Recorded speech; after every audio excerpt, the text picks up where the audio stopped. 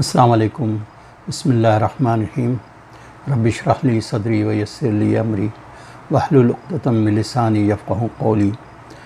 आज मेरा मौजू जो है ये मौलाना तारिक जमील साहब ने बड़ा मायूस किया और उनका ये जुमला जो उन्होंने टीवी एंकर को दिया है, उनका ये बयान कि किस तरह इंसान को ख़रीदा गया, यानी किस तरह इंसान को ख़रीदा गया और किस तरह ख़रीद कर एक धोखे से हुकूमत बनाई गई।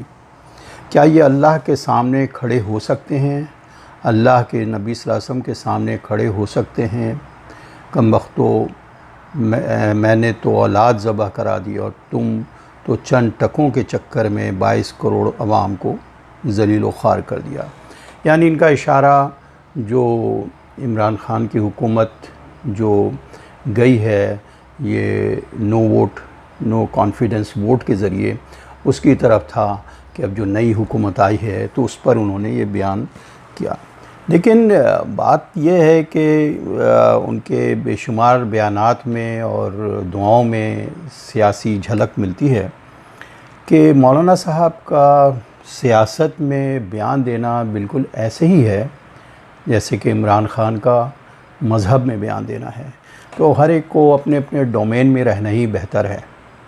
मैं तो कुरान और सीरत तैयबा का सल्लल्लाहु अलैहि वसल्लम का एक अदना सा तालिब इल्म हूँ और बक़ौल इक़बाल क्यों खालिक़ व मखलूक़ में हायल रहें पर्दे, अहले कलीसा को कलीसा से उठा दो।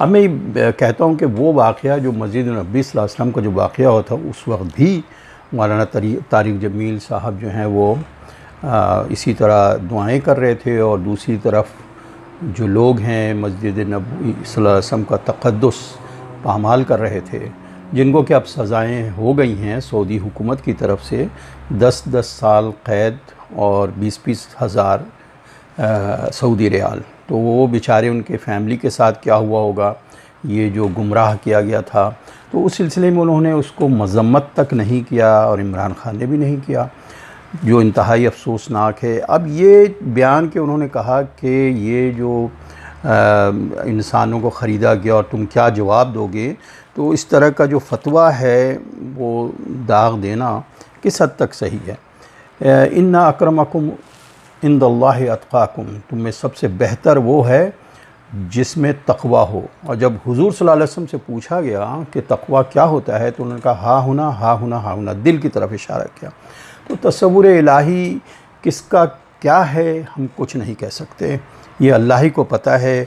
और ये वहाँ फतवे नहीं काम आएंगे, निजात का रास्ता सिर्फ़ तक़वा है और ये अथॉरिटी सिर्फ़ अल्लाह के पास है।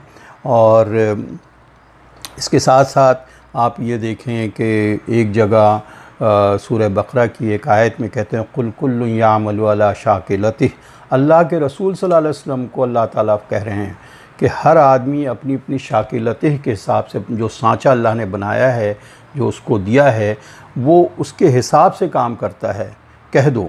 तो फ़रब्बकुम आलम बिमन अहदा सबीला, और कौन सही रास्ते पे है वो अल्लाह ही को पता है। तो ये कह देना और तो ये फतवे देना और फिर साथ साथ जबकि हकीकत ये खुल गई है कि उस वाक़े में सुप्रीम कोर्ट का भी फ़ैसला आ गया है और उसके अलावा कि ये 5 जजों के ऊपर कि ये साजिश का जो बयानिया है इंतहाई झूठा बयानिया था। और इसके बाद इनके मिनिस्टर फवाद चौधरी भी मंसूर अली ख़ान के प्रोग्राम में बयान कर चुके हैं। ख़ुद इमरान ख़ान ने भी 1-2 प्रोग्राम में कहा है कि ये असल माजरा जो है वो तो बाजवा आर्मी चीफ़ से सिलसिला चलना शुरू हुआ है और ये साजिश का बयानिया तो बड़ा तेज़ी से बिक जाता है पाकिस्तान की आवाम में, अमरीकी साजिश का। और फिर उसके बाद ये सारे जो कार्ड होते हैं जो उन्होंने यूज़ किए अब तक, गैरत है, ख़ुददारी है, सबसे बढ़कर साजिश का है। और आज भी अमेरिका से उन्होंने तकरीबन पेशा NWF की गवर्नमेंट ने कितनी 30 या 36 गाड़ियों की चाबियां ली हैं और उनको, तो ये सारे सियासी बयानिए हैं, ये एक नैरेटिव्स हैं और मौलाना साहब इन चीज़ों में क्यों पढ़ करके कभी वो नवाज़ शरीफ के जाती उम्रा में पहुंच जाते हैं, कभी अल्ताफ़ हुसैन के 90 में 1996 में जब वो गए थे और वहाँ जाने के बाद उन्होंने इतनी मदह सराई की थी कि इतने सादा से घर में रहते हैं अल्ताफ़ भाई।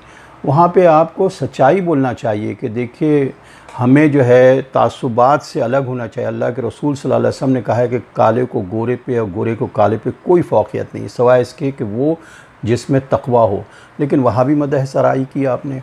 हालांकि आप अगर देखें तो इमाम हम्बल रहमतुल्लाह अलैह, इमाम अबू हनीफ़ा रहमतुल्लाह अलैह, जिनके जो कि 5 दिन जेल के अंदर रहे, मंसूर जो खलीफा मंसूर था उनको इंडोर्स नहीं किया उन्होंने और वो वहीं उनका इंतकाल कर गए। इसी तरह इमाम हम्बल को कोड़े लगे तो कलमतुल हक़ और ताकत जिनके पास होती है उसके सामने हक़ बोलते हैं।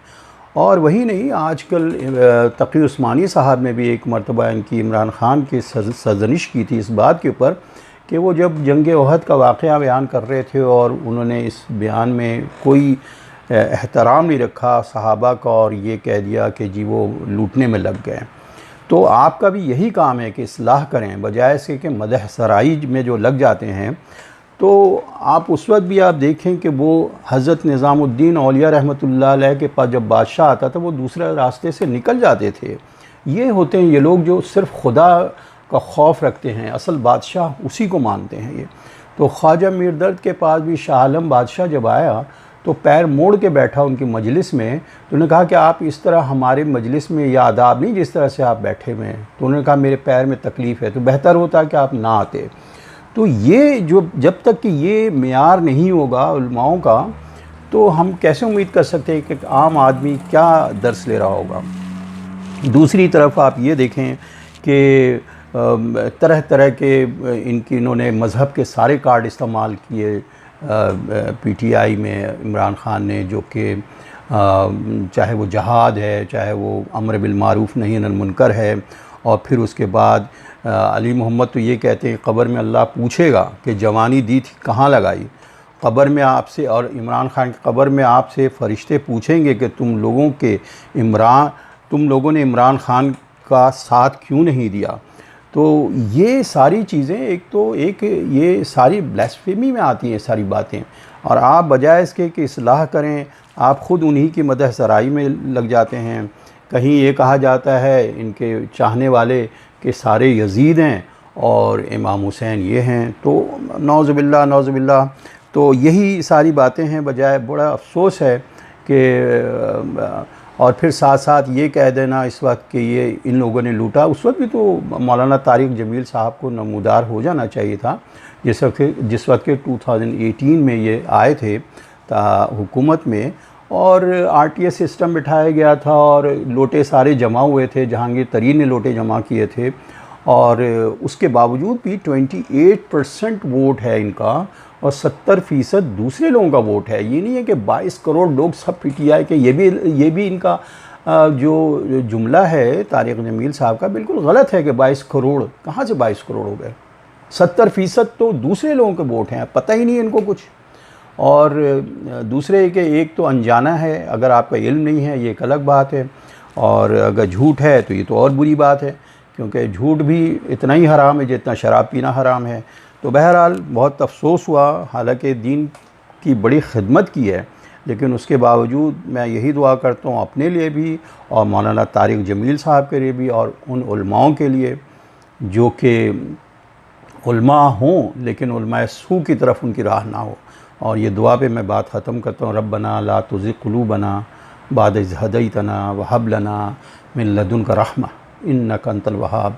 ऐ अल्लाह, जब तूने हमें हिदायत दी तो ऐसा ना हो कि हमें टेढ़ हो जाए या डांवाडोल कर दे मुझे, और तू ही है जो हमें बख्शिश करने वाला, सबसे बड़ा बख्शिश करने वाला है, और तेरी ही रहमत के ख्वासगार हैं।